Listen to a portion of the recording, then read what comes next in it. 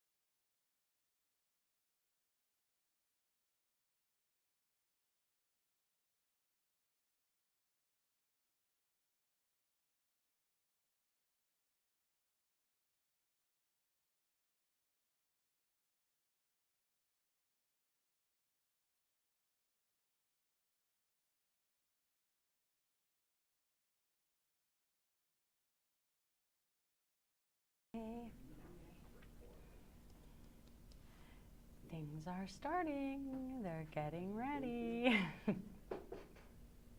Facebook, we're live on YouTube, we are live on LinkedIn, and we are live on Zoom. All right, we're going to get started in just a second here. We're going to wait one more minute and then we're going to begin our presentation about models and markets and helping you to learn a little bit about these segments.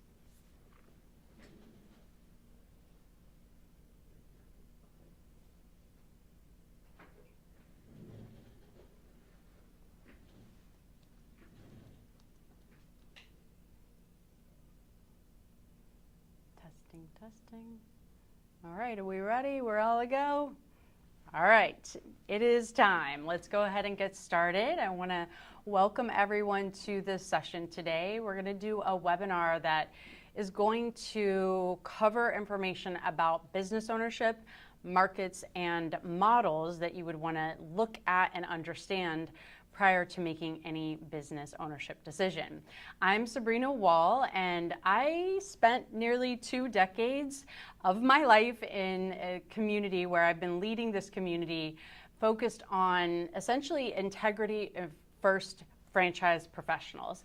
And I've been helping them in the process of evaluating business investments, also seeking the best business opportunities and investments available, and then helping people just like you to navigate the path towards business ownership.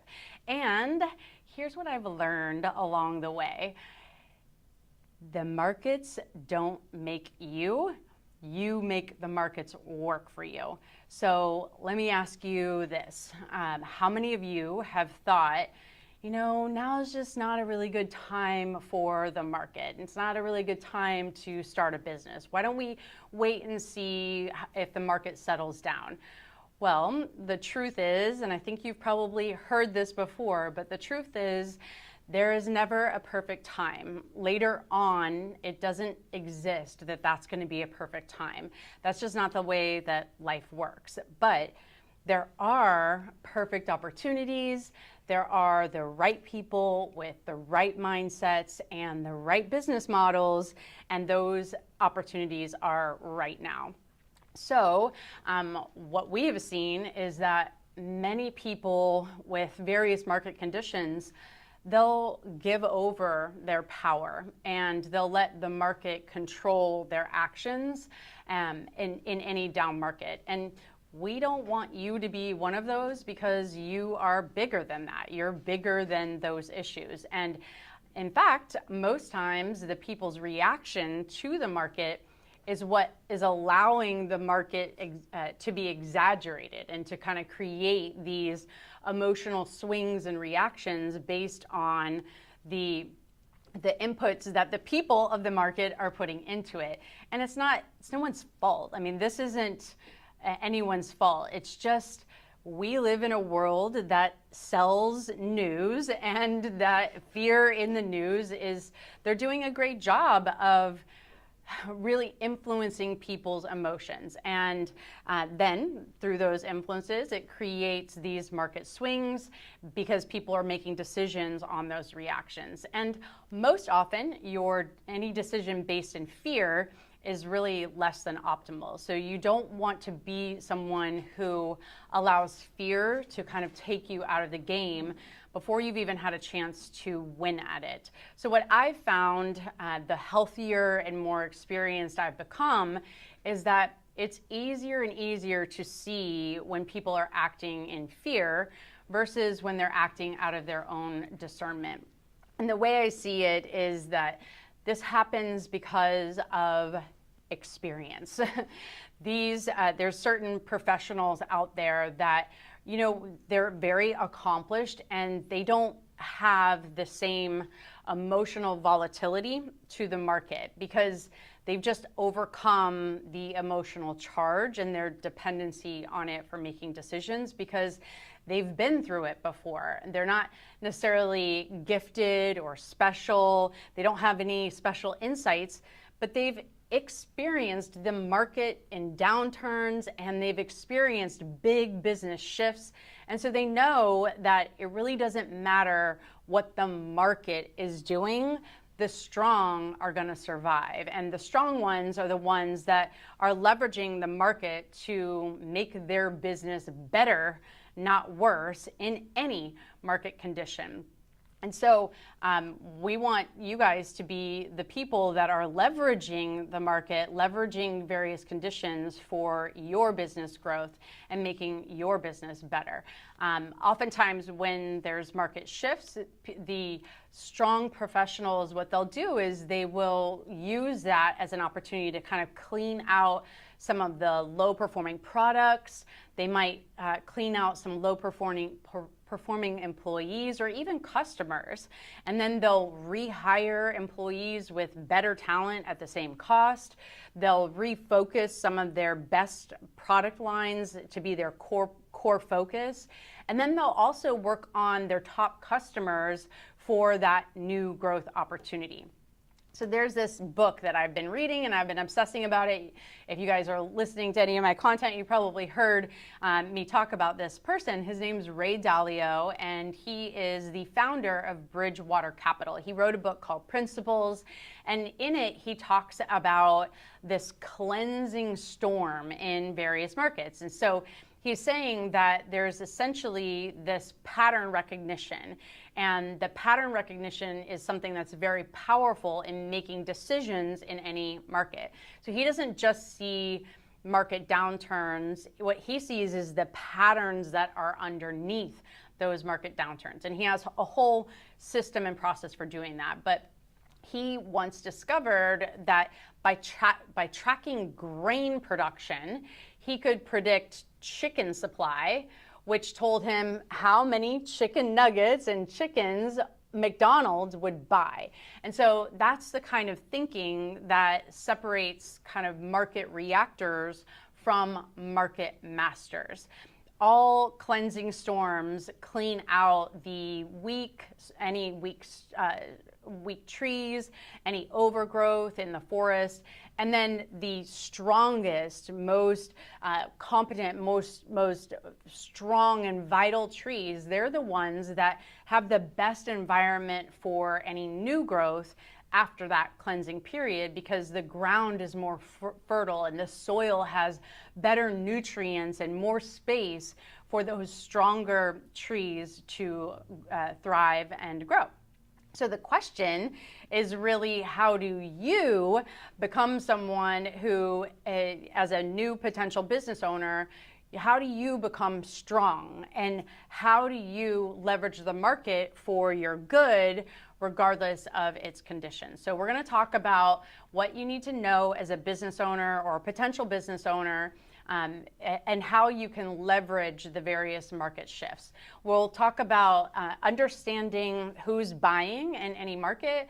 We'll talk about who's selling, what imbalances exist in the market, what factors to look for and avoid, and then we'll also talk about the business models that are the best market resistant foundation and what you can do to find businesses that have them. All right, so by the end, you should have a mental framework that kind of helps you to see opportunities where others see obstacles. And I think that you'll understand some of those accomplished professionals who see every market condition as an advantage. All right, so now let's discuss Ray Dalio's most powerful market insight. So in his book, Principles, he explains that he's not looking at traditional supply and demand in a marketplace. He talks about how the real money is understanding who is buying and why they are buying. So when he went through the process of discovering that grain to chicken to McDonald's connection, he wasn't just tracking the supply, he was actually tracking the buyers at each level in their market. And he was looking at the whole ecosystem. So the grain buyers were the chicken producers, and the chicken buyers were McDonald's. But understanding that buyer chain of next, and next is what enabled him to predict the various market movements before they happened. And so if we kind of take a step back and apply this same thinking to the franchise selection process, what could we learn? So when you're evaluating, let's say, a franchise or a territory in a franchise, you're not just looking at the market demographics. What you're looking at are the buyer behaviors and the buyer capacity. So here are a few questions that kind of help you to become a really smart investor in this process. The one thing you want to check is you want to check the market size. So most people will get kind of overwhelmed by the big number. Let's say there's 100,000 people in this territory.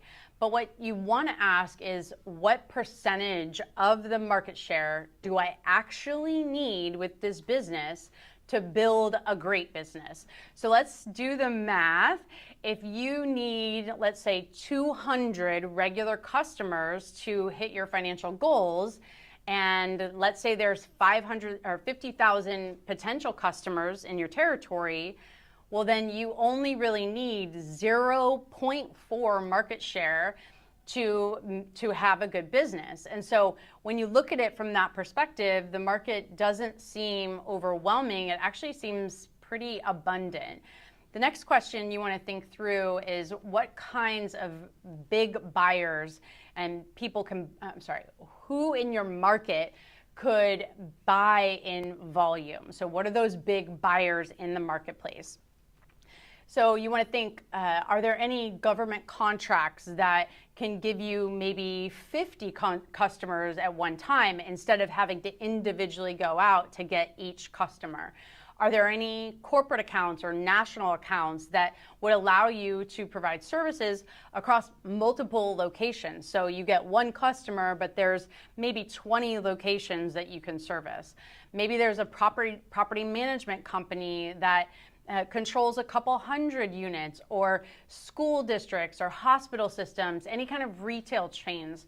You're looking for opportunities where you have one bulk buyer that can equal hundreds of individual customers. So when you're going through this process, you want to identify those high value buyers early in your process so that you can start to have a plan for the best strategic opportunities of getting those big, good, strong buyers.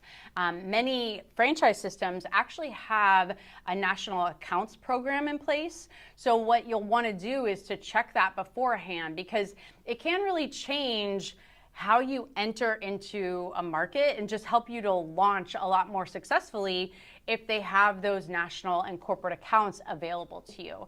The next thing I want to talk about is the customer ecosystem. So most people, they'll just kind of stop at the surface level. So when you ask the question, who's your direct customer, who's buying in this business, they'll just stop right there at the first line.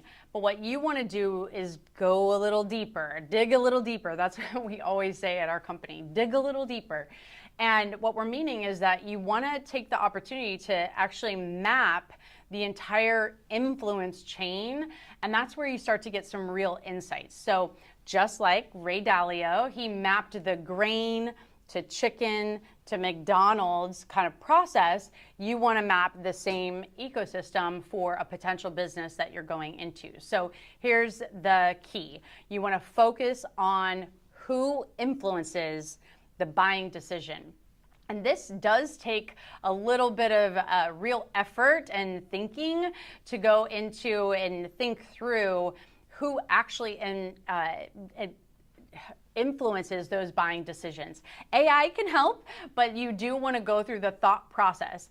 And that effort kind of helps you to master that decision making. All right, so let's go through an example. I was formerly a commercial cleaning franchisee, so I pulled out a commercial cleaning franchise example for you guys. So in this situation, if you had a commercial cleaning franchise, you would ask the first layer one question, which is, who is the direct customer? Now, from our experience, we didn't want to go after customers who were just the small, accountant office or the small attorney office or even a small medical office that was just maybe one or two people in that office, because it was very hard to do and it wasn't that profitable. But if in this situation, instead, we would go and we would look for large commercial businesses with large professional offices. We took out manufacturing, we took out small offices. We wanted to look for large professional offices. So the first one, the first person that you would talk to is that facilities manager. So with the facilities manager, you're going to be asking that person, they're the ones that are making the decision on whether or not they're going to buy cleaning services and from who. So that's who you're going to ask. But who influences their decision? So the person that influences their decision is maybe the COO. So the COO at the company is the one that approves the budget. They're the ones that are saying, here's how much you have to spend, you need to stay within this budget, and so on. So if you take it one step further, who influences the COO's decision? That's likely going to be the CEO. They're the ones that are setting spending priorities. But take it another step. Who influences the CEO's decision making? And that's going to be a bigger answer. It's the customers. It's the performance of the company, maybe the stock price of the company, because how that company is doing, that's going to drive whether they're doing cost cutting or whether they're doing investment decisions. All right, take it one step further. Who's influencing those buying decisions, or who knows about those decisions before anyone else. And so here you would look for other key potential referral partners like commercial realtors, and because they know if a company is considering expanding, they're not going to just immediately expand. They're going to look at the market. They're going to look at potential satellite locations. And so the commercial realtor would have access to information about whether or not these businesses are seeking information on expanding. You might also look at things like Indeed to see how many job listings are on this particular account that you want, and see if it's increasing or decreasing over time. Are they growing? And if they're growing, are they buying more computer stations? So then you would look at, the computer supply companies that are supplying and servicing that particular big account that you want to get. So by monitoring that information and these different vendors and actually communicating with the vendors that are supplying them, well, then it's giving you these signals, and you use the signals as a commercial cleaning franchise owner to predict which companies are going to actually need the services before maybe even the customer knows themselves. They're not thinking cleaning service now. They're thinking growing my business now or growing this business now. So as a cleaning company franchise, you would be kind of a step ahead and getting in touch with them and having more conversations to see about expansion, hiring. What are those indicators that they're doing? And then that becomes your grain to chicken moment in the process. And it's all about knowing those indicators beforehand and trying to figure them out before. All right, so most businesses, they're essentially waiting for the companies to call them. So they'll put out marketing, they'll put out services, and then they'll hope that the customers call. But smart franchise owners, they're thinking a bit more strategically, where they're actually already building the relationships with these customers that will need their services in 6 to 12 months. They're playing the long game because they know that the long game is going to give them better fruits and results over the long term.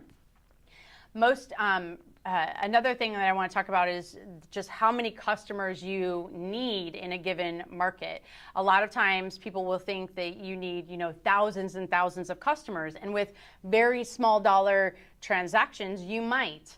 But for a lot of franchise systems, they operate a lot differently, where they might have only a few hundred customers in a given year, and that few hundred customers are buying higher dollar ticket items. They are on longer term contracts. And so this is why it's important to kind of understand who in the market is buying and how many they're buying. That helps you to have a better approach to it. All right, so now that you understand who your buyers are, the next question is who is selling to these same buyers. So this is the next key insight, is really about what Ray Dalio is talking about. It's less about competition than it is really about opportunities. So when you are deciding on a product or service that you want to offer as a business, or selecting one through a franchise, well, then you have to think about the ecosystem of that product or service. So in Dalio's approach, he teaches you that you have to create this map of who is selling to your target customers. And that gives you some hidden strategic advantages. So I'm going to do another example here. So in this one, let's do an example of a pool maintenance franchise. And just a warning, I am going to go very detailed here. I'm going to get into the math so that you understand what this all means, but it's all hypothetical. So if you're looking at the ecosystem of a pool franchise, a pool maintenance franchise, it might look something like this. You would have the pool equipment suppliers, you would have maybe pool construction companies, you would have real estate agents who are selling homes and they know which homes have pools. You might have the chemicals supplier, the person that gives you the salt or the chlorine. You might have landscaping companies that are also handling the facilities of a particular home. You might have a home inspection company, insurance companies, and then you also have the franchise owner who's that pool maintenance franchise. All right, so some of these sellers would actually end up being really closely related to your business. And so they are people that you want to stay very tight with as a pool maintenance franchise owner or business owner. So the point is that you want to be very aware of their movements in the marketplace so that you have more visibility of your pool market when most others in the space aren't really looking at it. And so that's kind of where the magic comes, is that you develop relationships with these vendors, and then they often end up being really strong referral sources for you that you wouldn't have even had access to otherwise.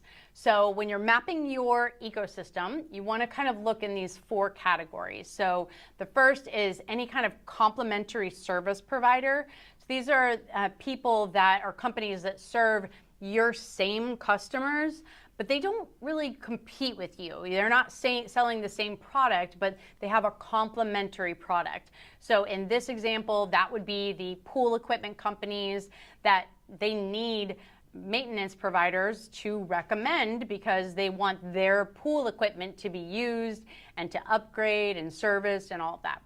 So these referral sources become your referral engine.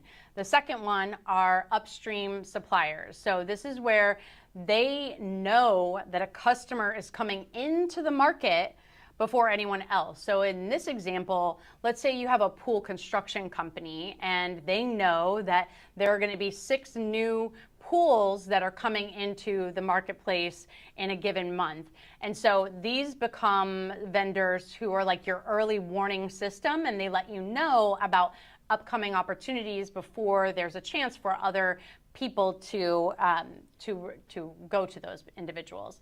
And then the next one is adjacent market players. So these are people who solve related problems for your customers. These are people like the landscaping companies. They often get asked about pool service and maintenance, and they're going to customer accounts that are already used to paying for these maintenance type services, and so there's an opportunity there. So they can become your cross referral partners where you can refer back to them, they refer to you, and you guys have this symbiotic referral partnership. And then I also want you to consider any market inefficient competitors, which is one of the areas that franchising really thrives, is that there are many, many companies in a marketplace that are doing a poor service. They're really not that strong at business operations, business professionalism, customer service, follow through. And so there's all these opportunities that are represented in a marketplace where it's if there's a competitor that's not doing a great job, that can be an easy area to pick up market share because their customers are frustrated. Sometimes they're leaving bad reviews on that particular company, and you can find that stuff. It's all public. So if you're going the franchise route, then the franchise often gives you these vendors' names, the contact information, they'll make introductions, they'll have events that allow you to meet them.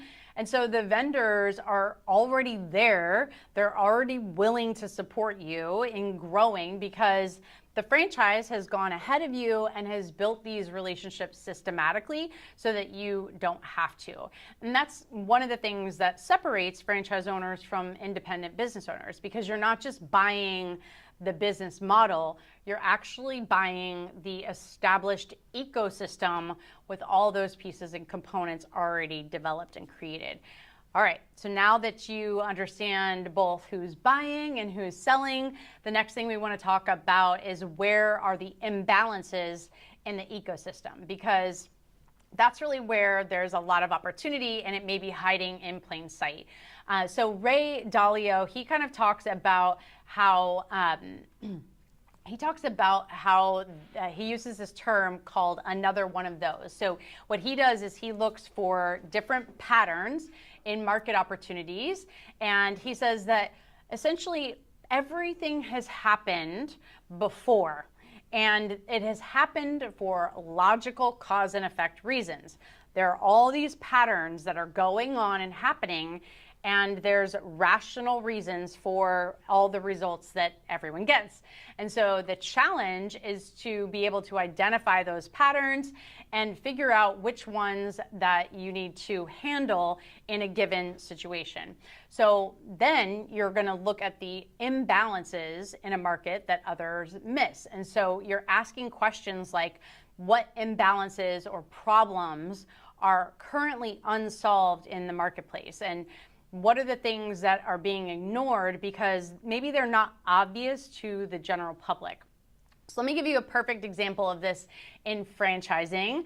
This is a market imbalance that most people completely miss. I know that I did as well, but there's this franchise that has been around for a really long time, and the franchise has excellent numbers, they're a solid system, but it was hard for people to really understand the model because most people have no idea that the service that they offer even exists.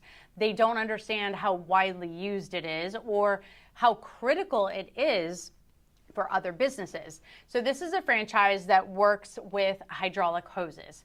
And I didn't even know what that meant for a long time, but just like many of the people who look at that. But the reality is that for many, many businesses, I'm talking doctor's offices, medical facilities, anything with manufacturing, anything with equipment, there's a high chance that there are hydraulic hoses that are used and needed in that company's operations. And if they're not serviced, then even really basic machines, they can actually break.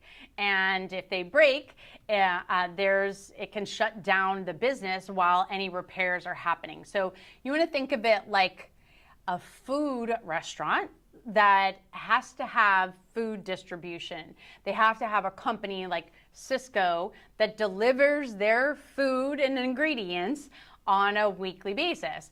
And without Cisco, they aren't making any food. It's that critical. So this company, the hydraulic company, most people have no idea how critical the need is for that and how many businesses rely on it. So that's a perfect example of an imbalance in the market where there's this essential business, but it's hidden behind a layer of complexity. And so when you're looking at that, you would think, okay, what is the pattern? And the pattern is there's a critical need that other businesses, its customers, they can't operate without this service. It's a service that's generally invisible to the general public. There's a high barrier of entry due to very specialized knowledge on how to do and handle that equipment. And there's a steady recurring revenue model that because that type of business never goes away. You have the same customers that you service over and over and over.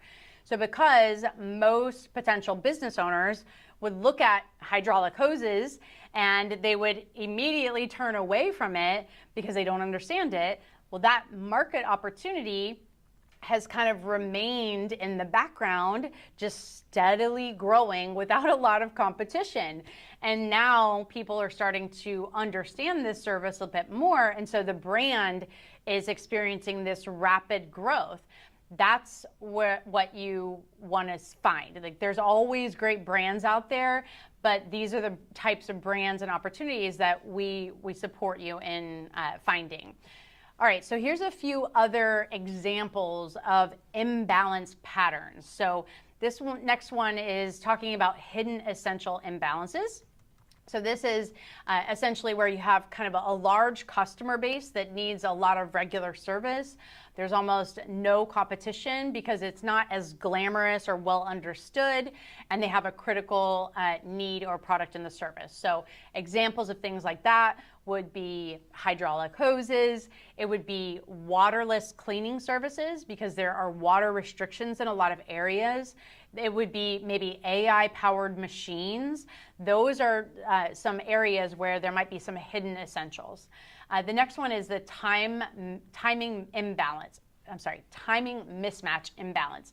So this is where maybe the market conditions have changed, but the competition hasn't adapted yet. So maybe there's a situation where there's a new regulation, or and because of that, there's fewer providers to serve that given market.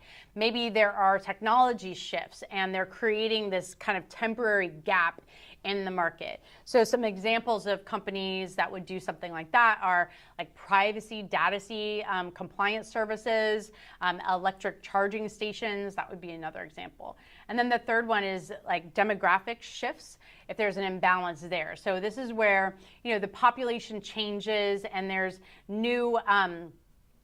new faster supplies that need to be responded to. Maybe there's an aging population, or more people that are working remotely, or different urbanization effects. So just to give you an example, that would be something, brands that are more maybe in the senior home care services, or offer some type of virtual business support.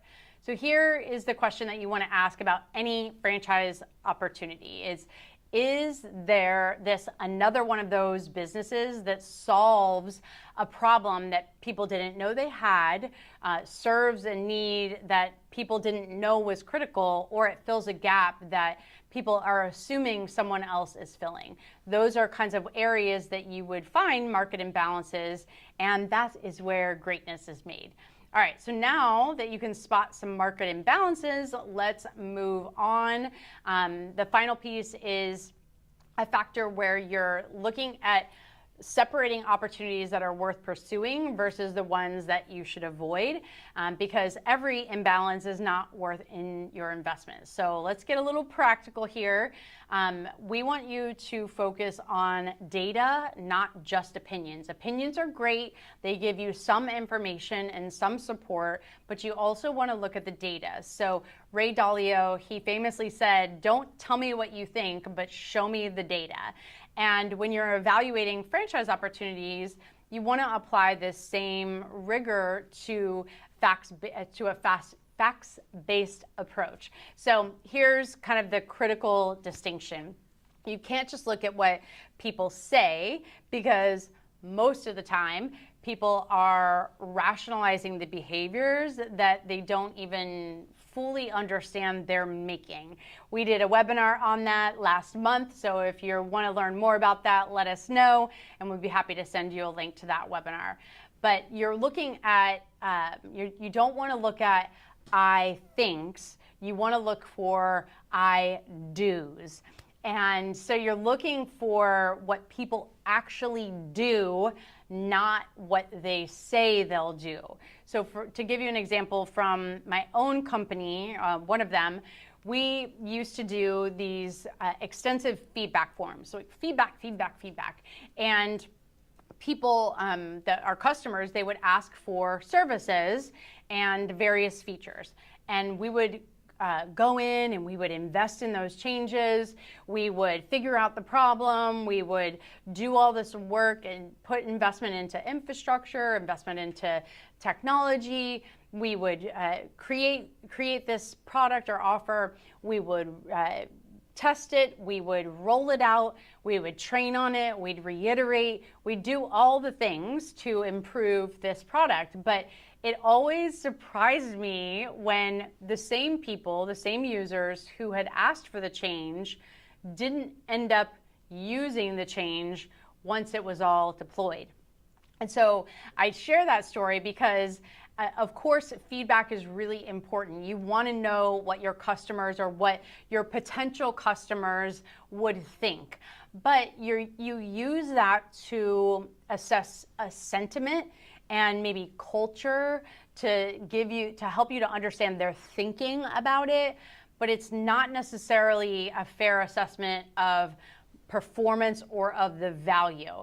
And so if you're starting a business based on just feedback from people in the marketplace, you can start the business and actually have a lot of confusion and not necessarily getting the results that you had hoped for, because the same people that were saying they wanted it in the idea phase aren't necessarily the ones that are going to be willing to part with their dollars when you're ready to offer it for sale. And so you do want to get data, you want to get facts. And so here's some of the hard data points that you should research and look into if they're available in your market. So if your business, the business that you're considering going into, if it requires a license to operate, so meaning like a contractor's license or a beauty license, then you want to check to see how many people have that active license in your area. And then you take the ratio of the licensed professionals to the potential customers. And you also want to look at that information whenever you're trying to find employees, because that is a pool of potential employees that's available through public record. Some other market behaviors that you want to look at that are data, not opinion, are you want to try to find information on how much people are actually spending on the service currently. So what are they paying for it? What is the service charged in your market? And how often do they purchase it? Is it something that's a everyday purchase? Is it a couple times a week? Is it once a month? Is it once a quarter, once a year, once every 10 years? That's the kind of thing that you want to know and think through before, because it matters to the model of the business. You also want to look at the average transaction size in your market, and then how long the customer relationship typically lasts. You do want to have longer customer relationship engagements if possible.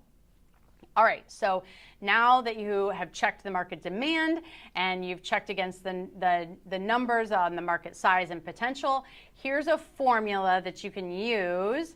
You use market size times the realistic penetration rate times the average revenue per customer, and that equals your revenue opportunity. So market size times realistic penetration rate times average revenue per customer equals your revenue opportunity.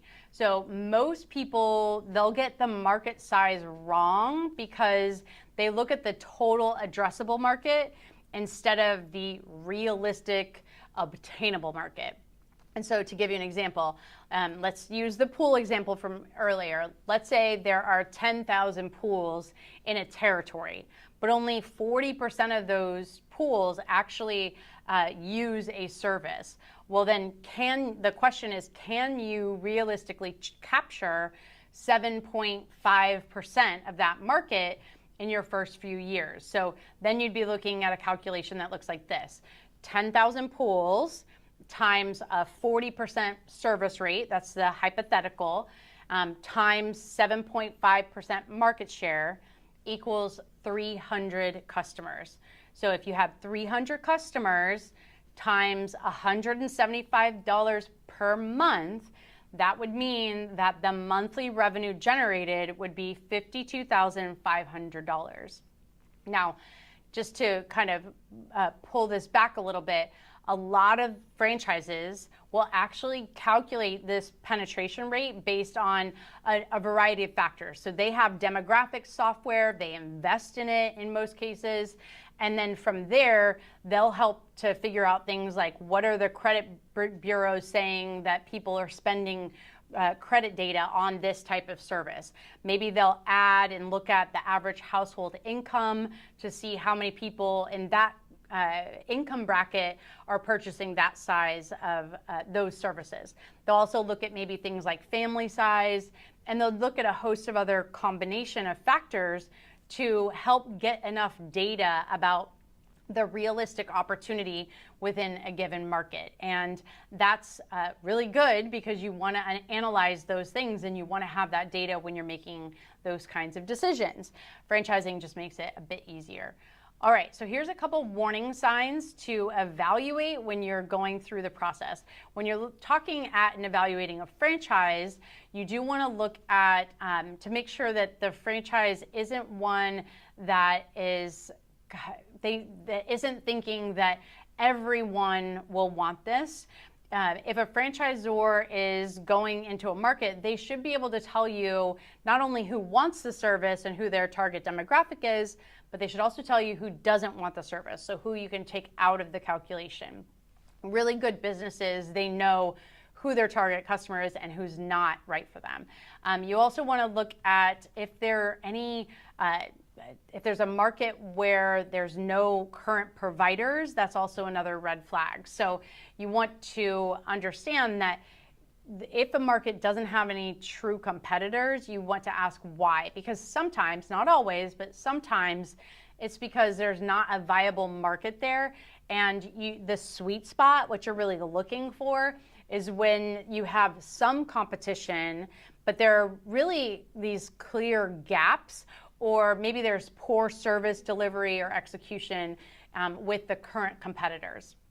And then the third red flag is to make sure that you're not just looking at surveys of I thinks, you want I do's. So a lot of times surveys will tell you what people think, not what they're actually going to buy. And so you want to see what the franchise is actually reporting on as far as customer behaviors and data. So ask them, what kind of data do you report on related to customer behaviors in your research process? All right, so before you're investing in any franchise, you do want to ask that question, what is the market potential here? And if you're going to go the franchise route, the franchise should be able to point pretty clear, measurable evidence toward the market demand, and if their current franchisees are able to capture that. So you do need to ask some questions in the process. All right, so now we're going to go into you've got the framework on evaluating franchise opportunities through the markets. We've already gone through understanding who's buying and why, understanding who's selling, and understanding how a business would fit into the ecosystem, understanding what those ecosystem players are. We've talked about identifying different imbalances in the market so that you can find opportunities that others are missing. And then we also talked about really basing your decisions on data and finding out what data the franchise is collecting, or finding data in the marketplace that instead of just opinions. Again, the market does not make you, you make the market work for you. And so now you have the tools to properly do that. All right, so now let's talk about your business model, why that matters, and how it relates to the market conditions. So Ray Dalio's approach to the market is really powerful, but even Mr. Dalio, he showed that a really great business model can thrive in any market condition. That's what he did. He built all of these patterns and systems that created this web of knowledge and information so that in any pattern that had already happened before, he had a map of what to do to how to react in that market.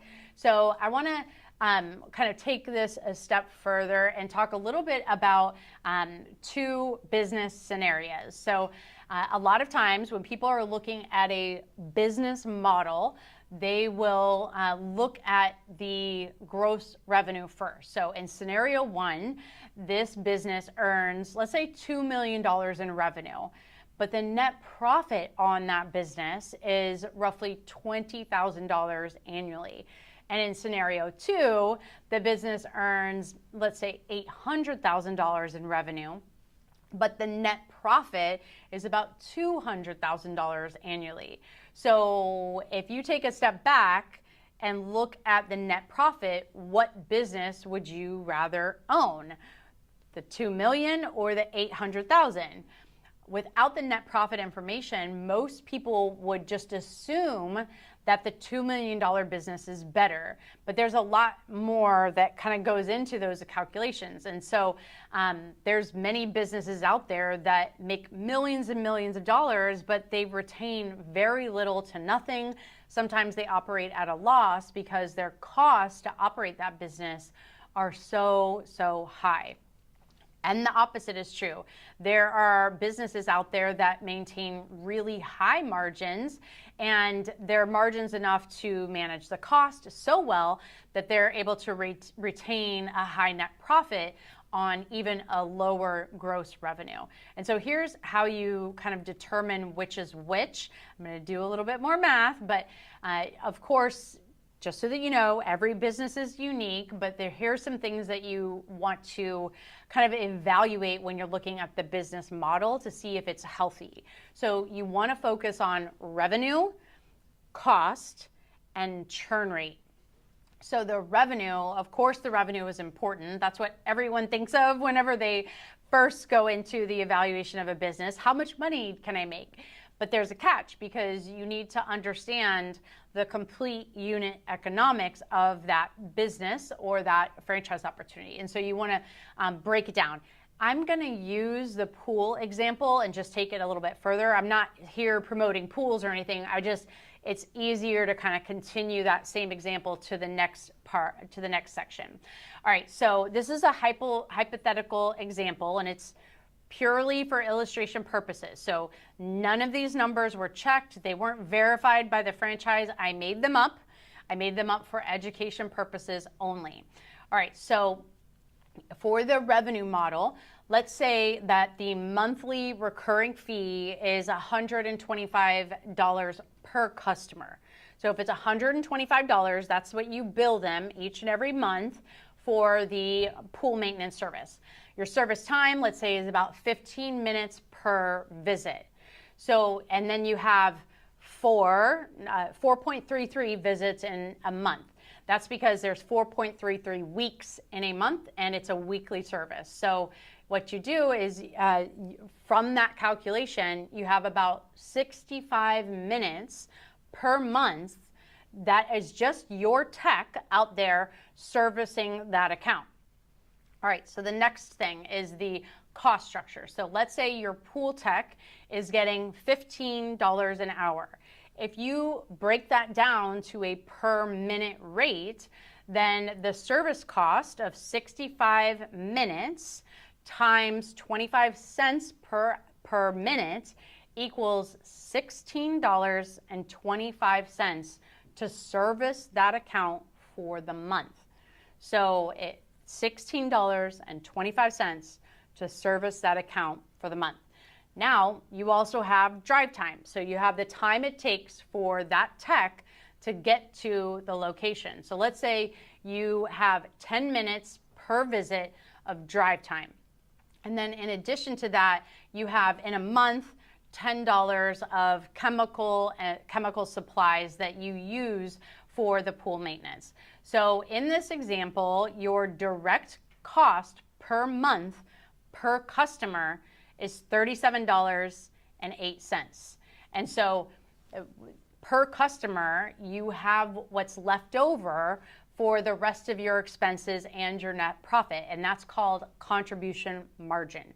So the $175 of revenue per customer per month minus the $37.08 in direct expenses, so that's your cost to deliver the service, gives you $137.92 per month that's left over. But it's not profit yet. Now you have to add your overhead. So let's say that your overhead is $10,000 a month. This is equipment, this is small, maybe small warehouse, very small warehouse space to house something. Maybe it's your truck leases. So you have $10,000 a month in expenses there. Then you have $5,000 a month in marketing, which is a high marketing budget. You have the owner's salary. You've built it into your calculation. So let's say the owner's salary is $10,000. And then you have a growth and expansion budget, which is, let's say, $5,000 a month. So this is you being able to cover the expenses for the growth and expansion.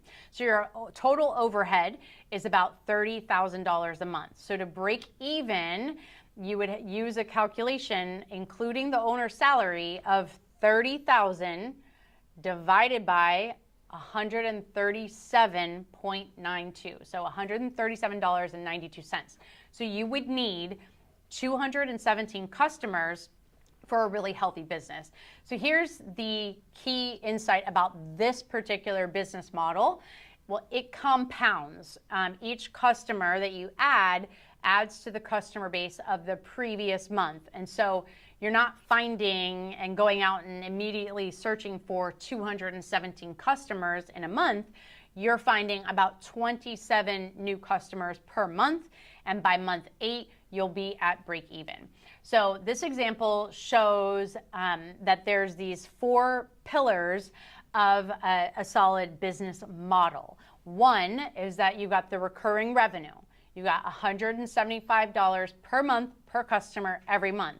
So let's say you have 200 customers. That's $35,000 of predictable revenue that's recurring on a monthly basis. So that equals out to be about $420,000 annually, and that exists based on every month's work that you're doing. You also have the customer retention. So in this example, the business model has a longer term customer retention, because if you're doing a good job, the customers typically don't leave. And so let's say in this example, the customer stays for 7 years, and again, making up that number, then that $175 a month for 7 years means that your customer's lifetime value is $14,700. And then you've got your acquisition cost, the third thing you look for. So the acquisition cost, let's say it cost maybe $200 to acquire a customer, and that customer is worth $14,700 over the lifetime. So $200 to get $14,700, that would be an example of a good business investment. All right, so if you want to take it further, when you're looking at and trying to evaluate the business, you also want to look at what are the opportunities for scale and what are the things that you can do to control the cost. So you look at the math. If you can control the drive time and you can control the routes, can you decrease your cost by $8.66 per month? Let's say instead you have houses that are right next to each other. So instead of a 10-minute drive time, you've got 2 minutes for them to go from here to the next house over.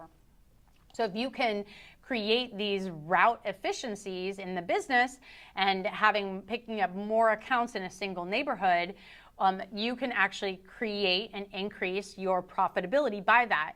Or you can service those customers, but you add a delivery fee for areas that are outside of your service market. So those kinds of things are what help you to create those profitability levers.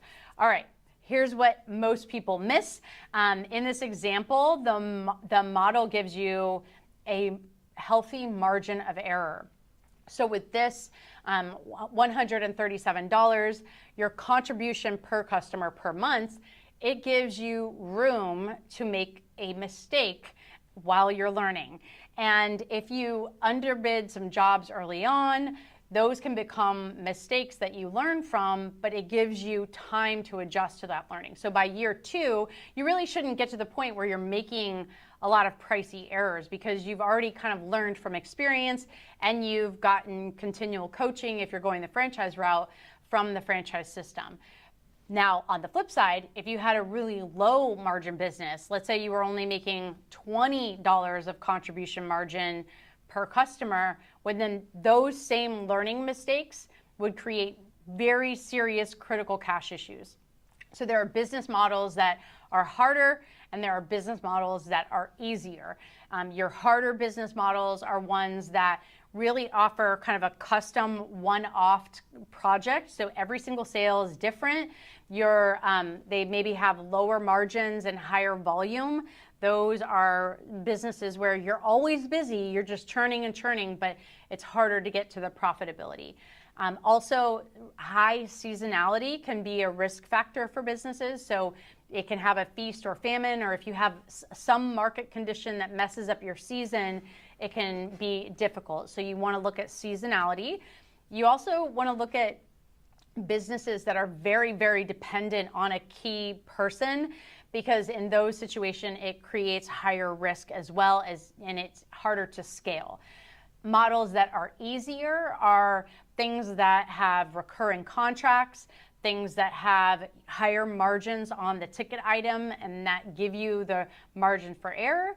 You want to look at things that are less affected by the economic conditions, and or that you can have plans for how to handle ahead of time.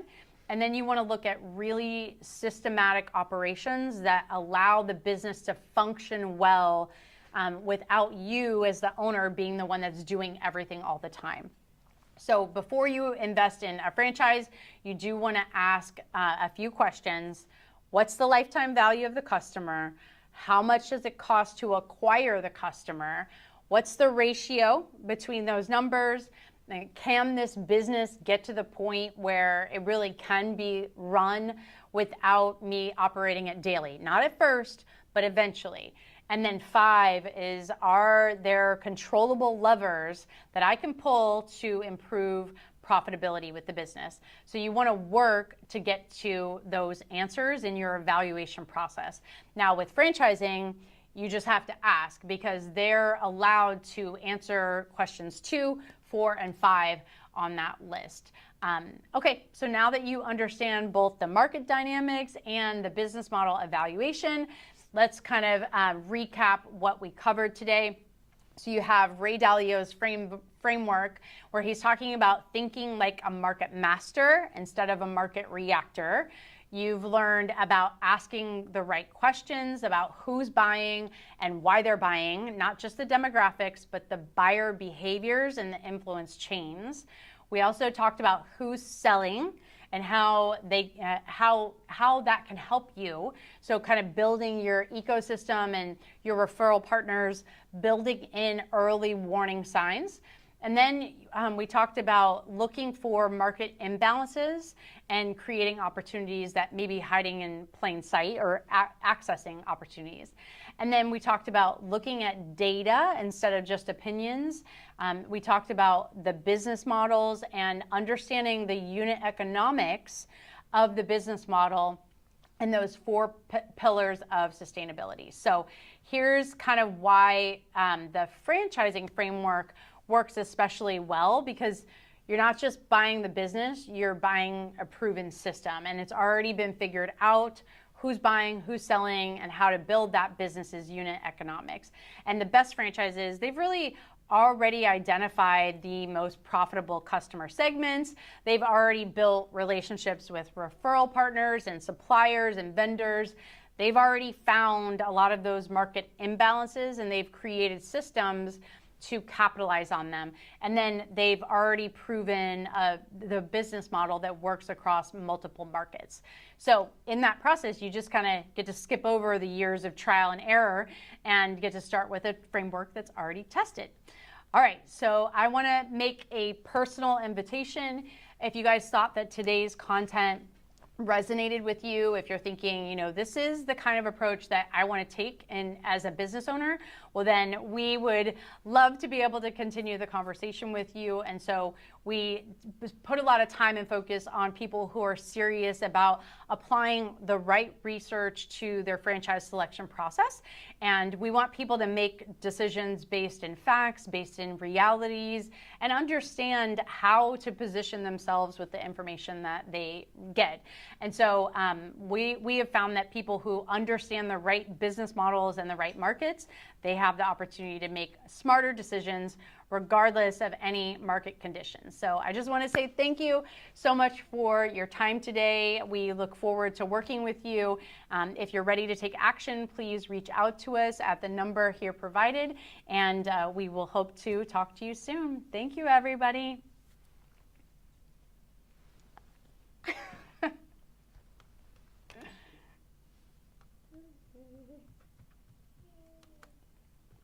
We get 201 viewers on TikTok. Ooh, nice. Yes. And let's see on Instagram. Chris was telling me like TikTok's where it's at. He is a content creator. He was